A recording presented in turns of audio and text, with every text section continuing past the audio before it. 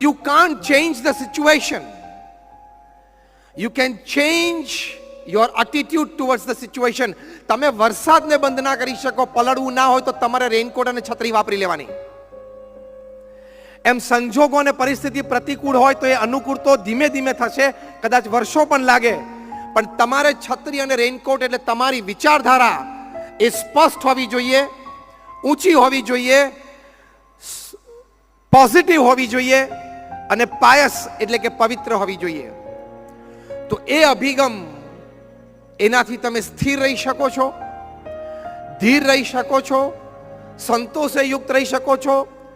ક્યારેય તમે ડિપ્રેશન, હતાશા, નિરાશામાં ગરકાવ ન થાઓ, સતત પ્રગતિ કરતા રહો અને one at the time success has to come to you.